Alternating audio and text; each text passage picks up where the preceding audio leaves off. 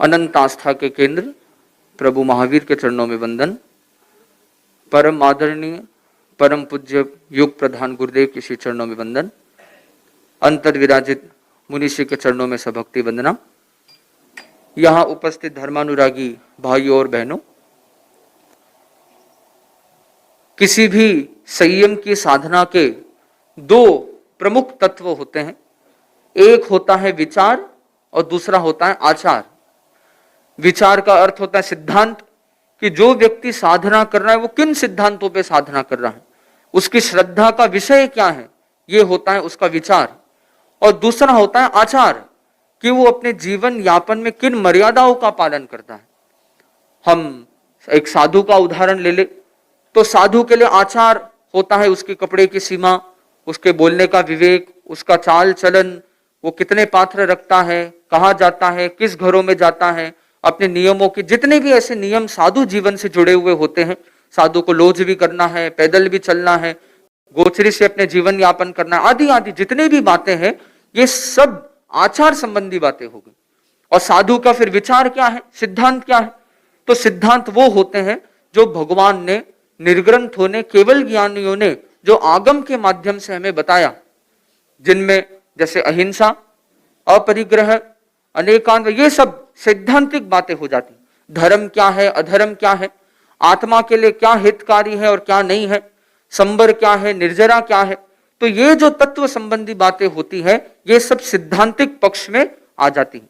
हम किसे दया मानते हैं, किसे पुण्य मानते हैं, आदि सारी बातें ये विचार संबंधी होगी। तो एक विचार और आचार, ये दो बहुत ही जरूरी चीजें होती हैं। दोनों का महत्व बहुत अच्छा है, बड़ा महत्व दोनों का है। परंतु जब इन दोनों को तोला जाए कि दोनों में यदि हमें किसी एक चीज को प्रमुखता देनी हो, तो हम सिद्धांत को प्रमुखता दे या आचार को प्रमुखता दे, तो बताया गया सिद्धांत को प्रमुखता पहले। कारण क्या? अगर व्यक्ति के सिद्धांत शुद्ध नहीं है, अगर सिद्धांत ठीक नहीं है, तो वो कितना ही आचार का पालन कर ले, वो कभी भी मोक्ष को प्राप्त नहीं कर सकता। अगर सिद्धांत शुद्ध नहीं है अर्थात सम्यक्त्व ही नहीं है, और सम्यक्त्व नहीं है तो वह आचार केवल कोरी क्रिया कांड रह जाएगी, उसके सिवाय कुछ भी नहीं रहेगी। तो ये बहुत ही जरूरी तत्व होता है कि एक साधक के सिद्धांत शुद्ध होने चाहिए। अरे वो किसको मानता है? अभी हमने त्रिपदी गीत का संगान किया, तो ये देव गुरु धर्म पे गीत, तो ये गीत क्यों? ये इसीलिए है ताकि हमारा सैद्धांतिक पक्ष, हमारा श्रद्धा, हमारा सम्यक दर्शन मजबूत रहे कि भाई हमारी आस्था किसके ऊपर है।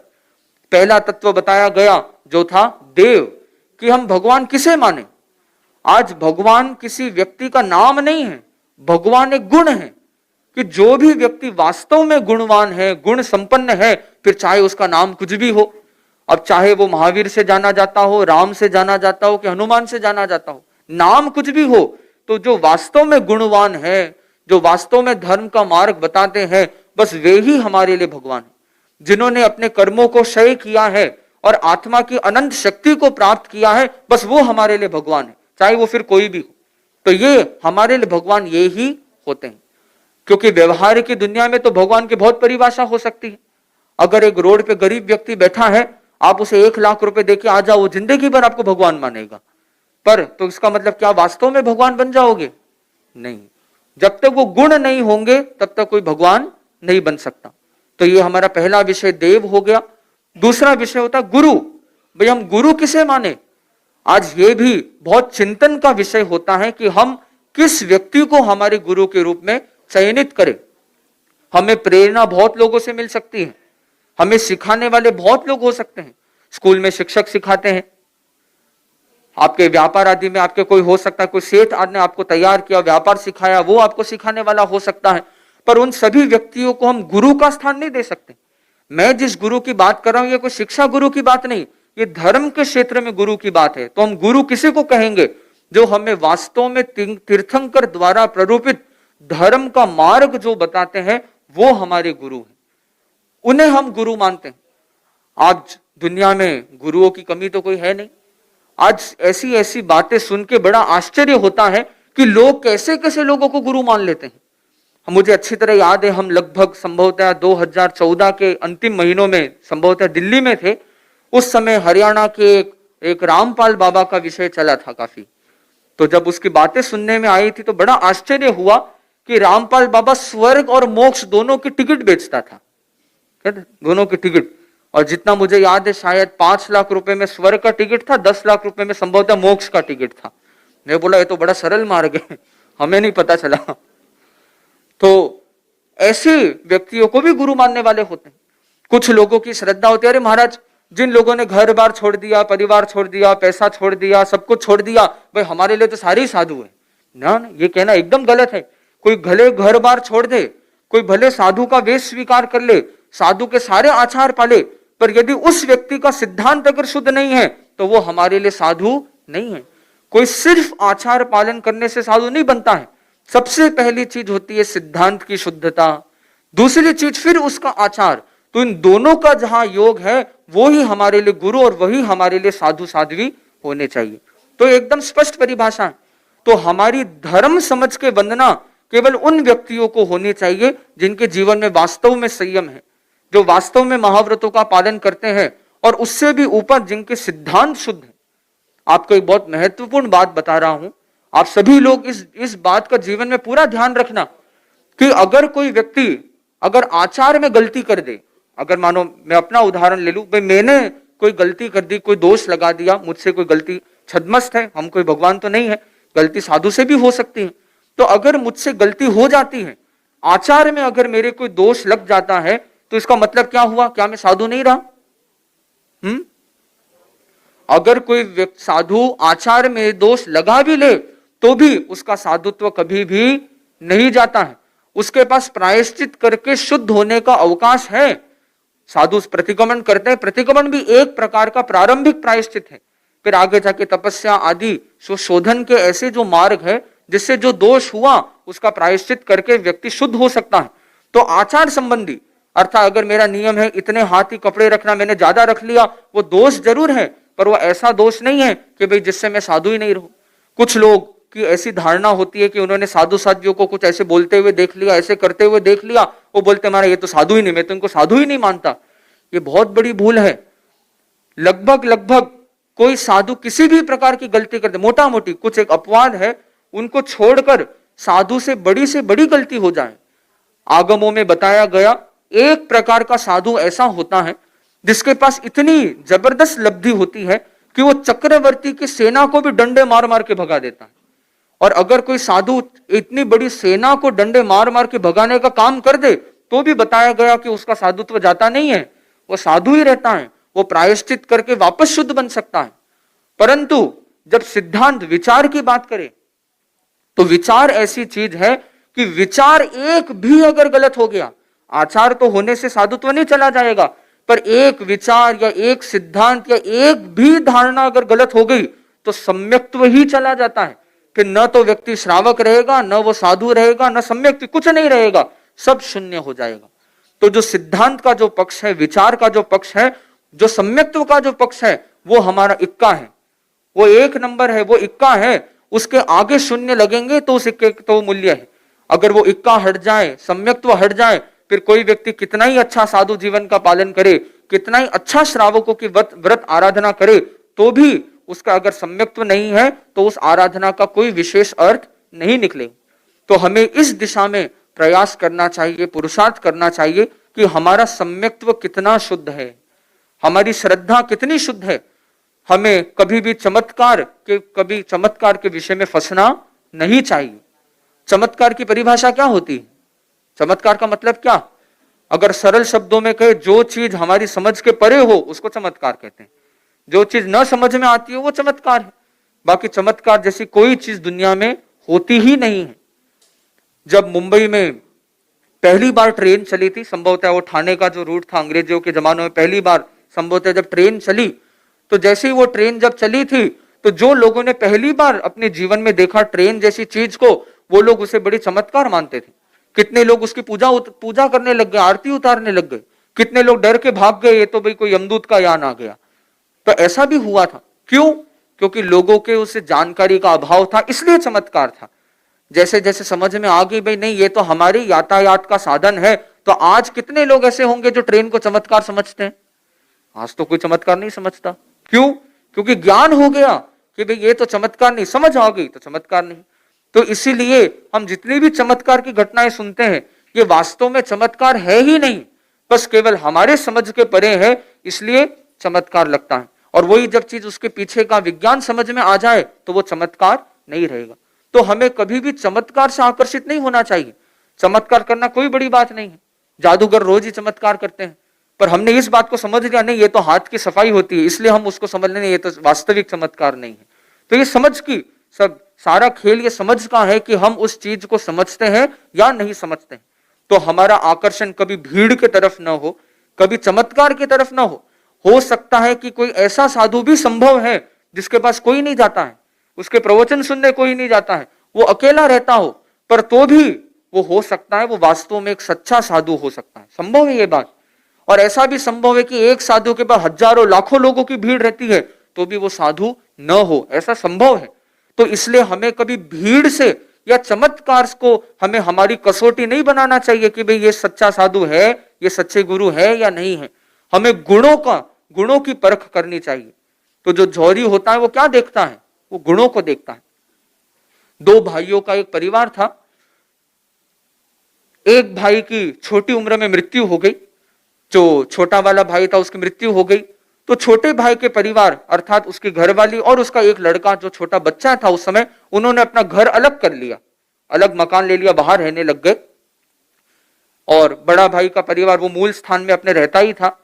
एक दिन दिवाली आदि आती है, बहनें घर की सफाई वगैरह करती है, तो सफाई करते वक्त उस समय जो छोटे भाई की जो गुजर गया था उसकी जो घरवाली थी, उसके जो मिसेस थी, वो साफ करते समय उसके हाथ में कपड़े का एक इतना बड़ा उसे गठरा मिला, कपड़े का एक गांठ बांधा हुआ कपड़ा सा थैला जैसा उसे उस घरवाली को, उस बहन को मिलता है।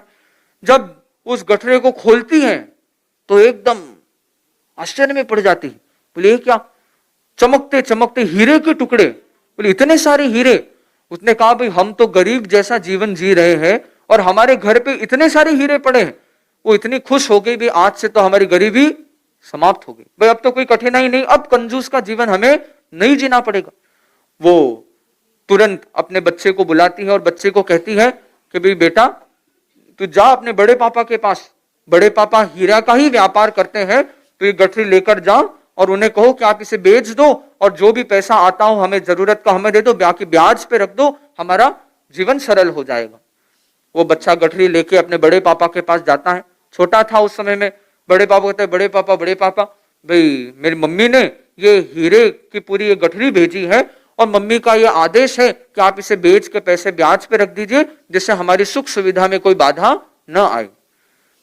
बड़े पिताजी बड़े होशियार व्यक्ति थे, उन्होंने गठरी को हाथ तक नहीं लगाया, पहले उस बच्चे को ही कहा बच्चा तुम खोल के दिखाओ तो सही गठरी कैसी है। गठरी को खोली गई, इधर उसके बड़े पिताजी ने उस गठरी को ध्यान से देखा तो उसे पता चल गया ये हीरे नहीं, ये तो कोरे कांच के टुकड़े हैं। तो उन्होंने कहा कि भाई ऐसे कैसे बता दे। वो बड़ा दूरदर्शी व्यक्ति था, उसने कहा कि भाई बेटा ये हीरे इतने मूल्यवान है कि मेरे पास तो ऐसा ग्राहक ही नहीं है इसको मैं बेच सकूं।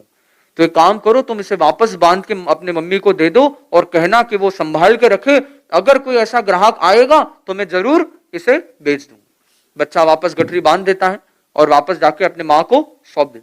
उस दिन से लेकर आगे तक माँ ने उसके परवरिश में कोई कंजूसी नहीं रखी। क्यों नहीं रखी? बोले हम तो अरबपति खरबपति बन चुके हैं, अब हमें हीरे ही हीरे, अब क्या कंजूसी रखना। और वो उसको खिलाने पिलाने, अध्ययन में, शिक्षा में पूरा ध्यान रखती। बच्चा धीरे धीरे पढ़ना लिखना, उसके संबंध अध्ययन पूरा कार्य पूरा हो जाता है। अध्ययन आदि का कार्य संपन्न होने के बाद में वो व्यापार सीखने के लिए अपने बड़े पिताजी के साथ बैठने लगता है और बहुत कम समय में, बहुत ही अल्प समय में ही वो भी बहुत पारखी एक अच्छा जौहरी बन जाता है। जौहरी बन गया। एक दिन वो गठरी, अब इस जो बच्चा था पढ़ लिख कर समझदार हो गया, अब उसके हाथ में वो जब गठरी लगी वो उसे खोल के देखता है। उसकी माँ कहती है भाई चलो अब मौका आ गया, अब तुम देखो, अब तो तुम पढ़ लिख लिया, अब तुम व्यापारी बन गए, तुम बेच दो। वो जैसे ही गठरी को खोल के देखता और देखता ये तो क्या है, कांच के टुकड़े, तुरंत उठा के डस्टबिन में फेंक देता है। और माँ जो गुस्से में आती है, अरे क्या किया, हीरो को कचरे के डब्बे में फेंक दिया। बोले माँ ये हीरे नहीं, ये तो कोरे कांच के टुकड़े हैं। माँ ने बोला ऐसा बिल्कुल नहीं हो सकता, जरूर तुम्हारे बड़े पिताजी ने गफलत कर दी होगी।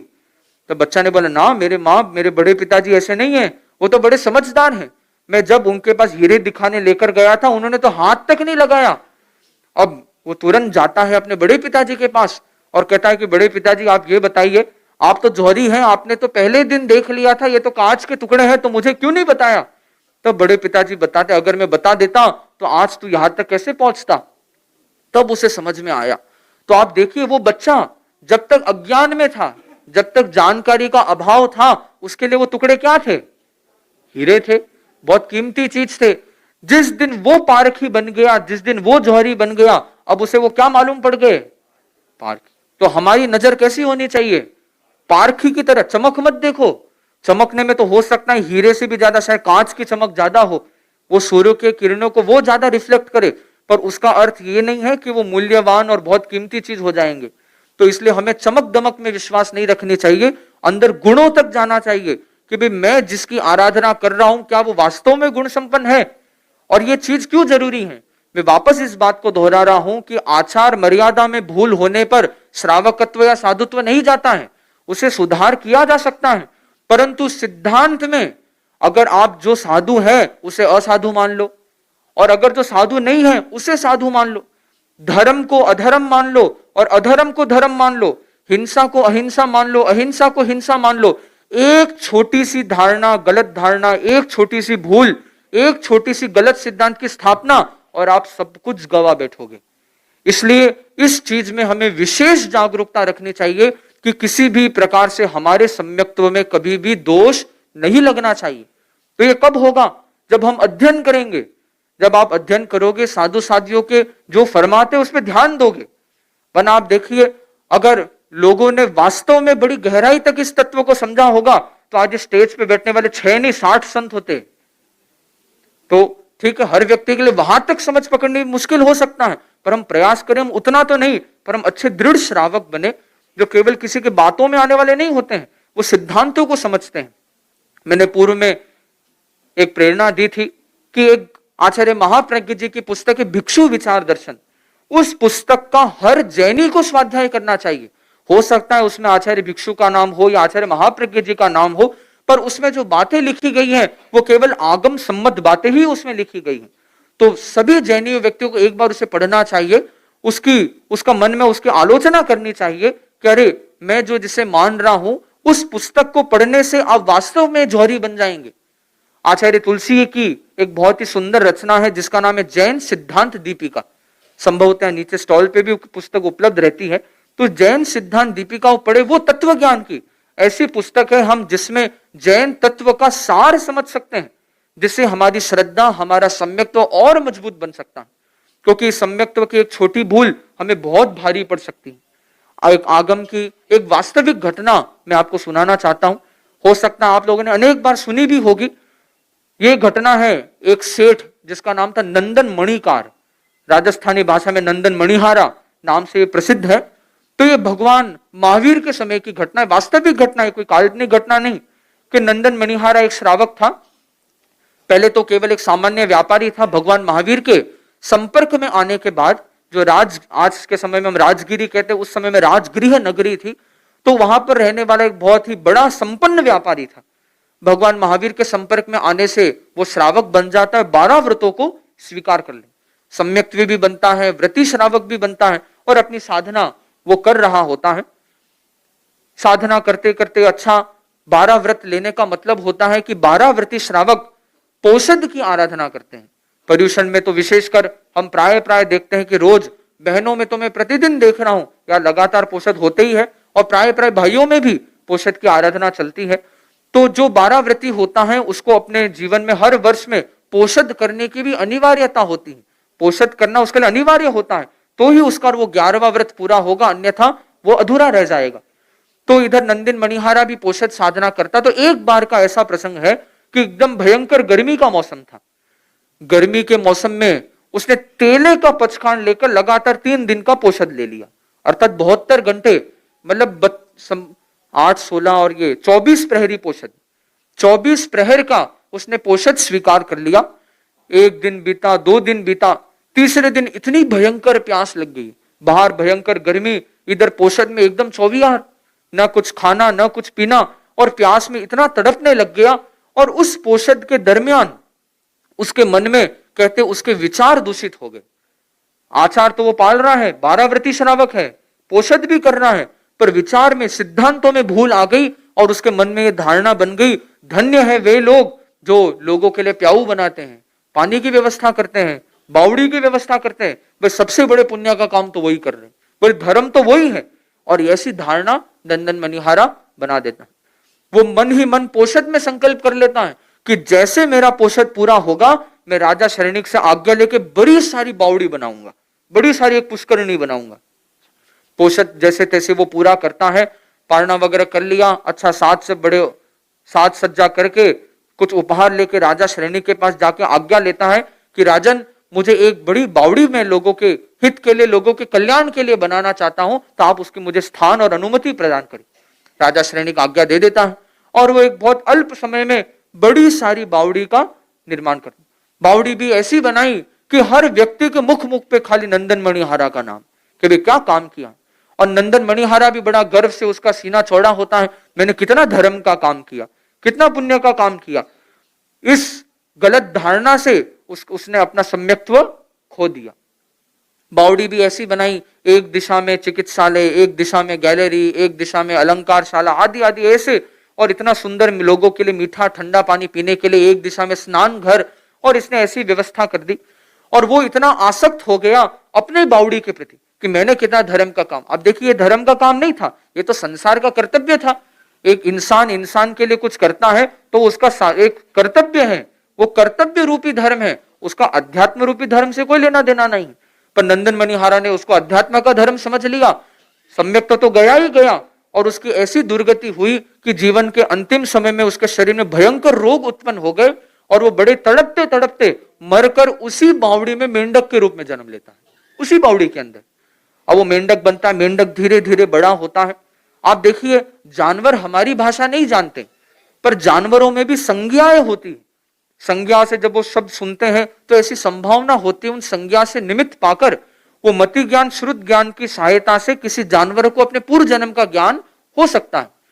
तो इधर वो जब जो भी लोग वहां पर आते हैं और वो ये बात सुनता है, क्या सुनता है, अरे नंदन मणिहारा ने कितना अच्छा काम किया, कितना बढ़िया काम किया, ये नंदन नंदन नंदन नंदन नाम सुन सुन के उस मेंढक को ऐसा लगता है भाई ये शब्द तो कहीं सुने हुए लग रहे हैं, और उस मेंढक को अपने पूर्व जन्म का ज्ञान हो जाता। और जैसे ही उस मेंढक को पूर्व जन्म का ज्ञान हुआ, इतना पश्चाताप मन में, कह रहे मैंने कितनी बड़ी भूल की, पोषद में था, 12 व्रती श्रावक था, मैंने एक अधर्म के कार्य को धर्म समझ लिया। मतलब संसारिक कर्तव्य होते, इंसानियत का काम था, उसको मैंने धर्म के साथ जोड़ दिया। मैंने अधर्म को जब एक साथ जोड़ दिया, उसका क्या परिणाम आया, मैंने अपना सम्यक्त्व खो दिया, श्रावकत्व खो दिया। अब आप देखिए, वो अंतिम समय तक 12 व्रत की आराधना करता रहा, परंतु क्या लाभ मिला उसे, कुछ नहीं। क्यों नहीं लाभ मिला, क्योंकि सम्यक तो चला गया, फिर 12 व्रत रहेंगे ही कहां पर। तो मूल चीज सम्यक तो। अब जैसे ही उसे इस चीज का ज्ञान होता है कि भाई मैंने अपने सम्यक तो खो दिया, अब पिछले जन्म का जैसे ही ज्ञान हुआ, अब वो बोलता है कि नहीं, अब मैं लेकिन अच्छी तरह श्रावकत्व का पालन करूंगा। तो आप देखिए, जिन लोगों को जानकारी नहीं है, मैं उन्हें जानकारी देना चाहूंगा कि इस बार एक व्रती श्रावक 11 व्रत तक, एक खाली इंसान नहीं, जानवर भी 11 व्रती श्रावक बन सकते हैं, पर उनको आप नहीं समझा सकते क्योंकि आपको उनकी भाषा नहीं आती है। परंतु अगर किसी जानवर को अपने पूर्व जन्म का ज्ञान हो जाए तो उस पिछले जन्म में सीखी हुई चीज से वो वापस 11 व्रती श्रावक बन सकता है। तो इधर जो मेंढक है, मेंढक संकल्प करता है, वापस वो सम्यक तो स्वीकार करता है, मिथ्यात्व का त्याग करता है और 11 व्रतों को खुद से स्वीकार करता है। कौन सा व्रत उसने स्वीकार नहीं किया? हाँ, जो 12वां व्रत है, श्रावक का जो अंतिम व्रत है, उसका नाम है यथा संविभाग व्रत या अतिथि संविभाग व्रत, कि साधु साध्वियों, शुद्ध साधु साध्वियों को सुपात्र दान देने का ये व्रत होता है। एक जानवर की उसकी खुद की चीज है ही नहीं, वो क्या दान देगा।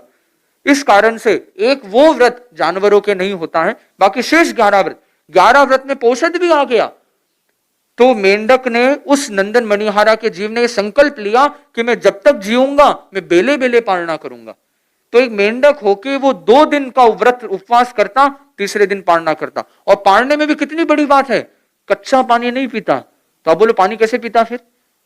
क्योंकि जो बावड़ी में पानी है वो तो कच्चा पानी है, सचित पानी। तो जो स्नान घर में लोग नहाते तो शरीर के मैल से जो पानी अचित हो जाता, वो पानी पी के उस मेंढक ने काम चलाया, परंतु दोष नहीं लगाया।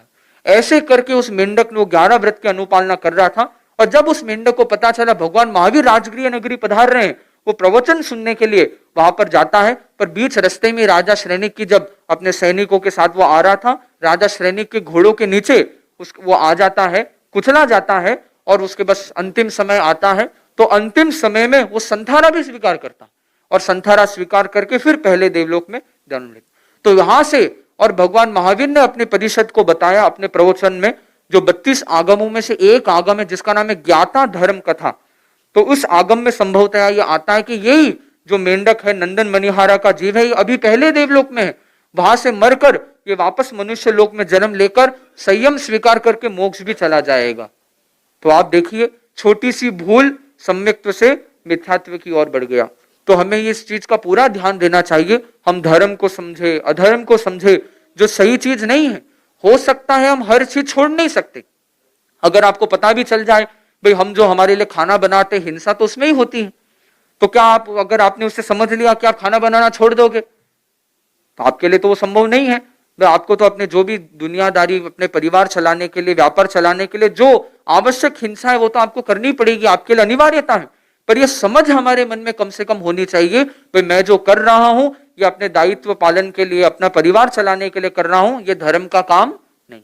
अगर आप किसी देवी देवताओं के पास अपनी सुख समृद्धि मांगने के लिए जाते हैं, हालांकि ये भी एक कमजोरी है कि लोग ऐसा समझते हैं कि हमें वो सुख समृद्धि देंगे, पर फिर भी अगर किसी की श्रद्धा है वो जाता है, तो ये धारणा स्पष्ट रहनी चाहिए कि मैं धर्म समझ के उनके पास नहीं जा रहा हूं। जैसे बीमार होते डॉक्टर के पास जाते हैं, जरूरत पड़ती वकील के पास जाते हैं, तो क्या वकील के पैर धोते हो, डॉक्टर के पैर धोते हो? क्या आप उनको साधु मान के वंदना करते हो? नहीं, जरूरत थी गए, ये एक ठीक है, कहते हैं एक सांसारिक संबंध ही है।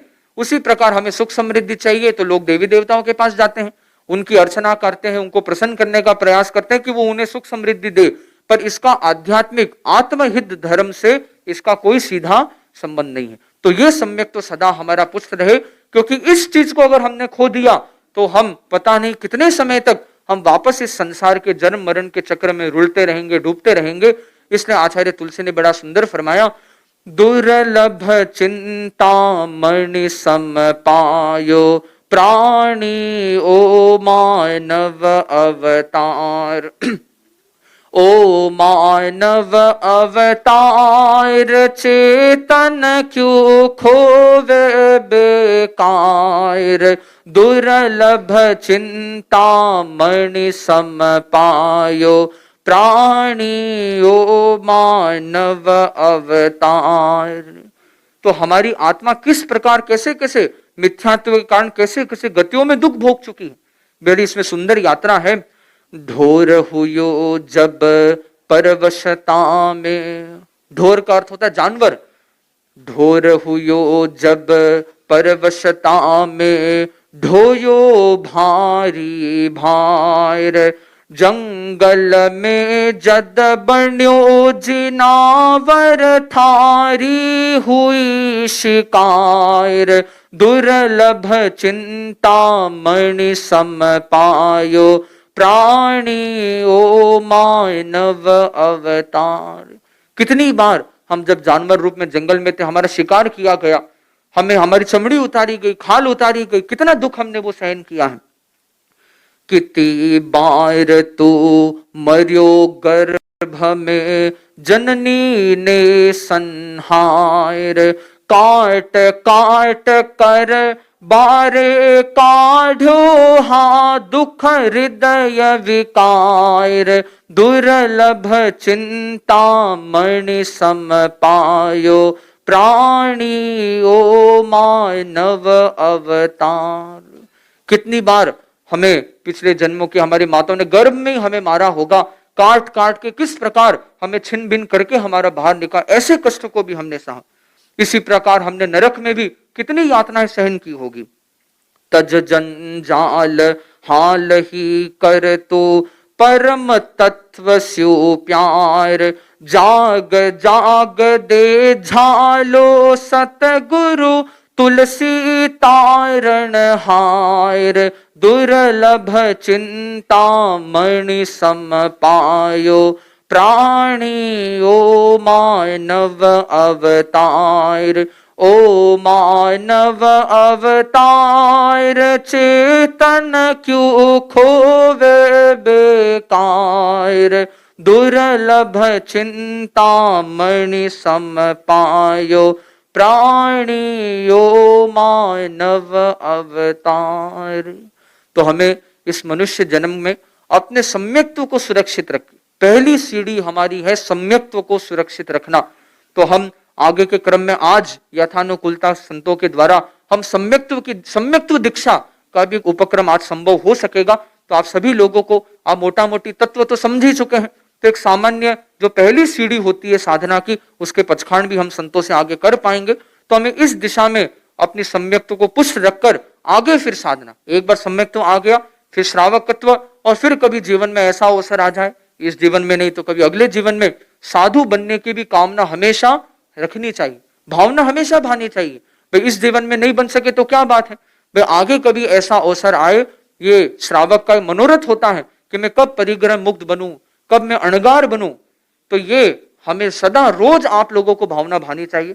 क्या पता मैं भी इस जन्म में साधु बन गया, कितने जन्म मैंने भी कितने पापड़ वेले होंगे, कितने भावना भाई होंगे जो इस जन्म में छोटी उम्र में मैं साधु बन सका।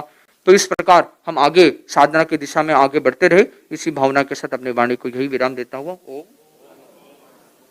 आगे के आज इस क्रम में आज का मंगलाचरण जो बहुत ही विशेष महिला मंडल है, MDWS, अर्थात इसमें 4 क्षेत्र है, माटुंगा, धारावी,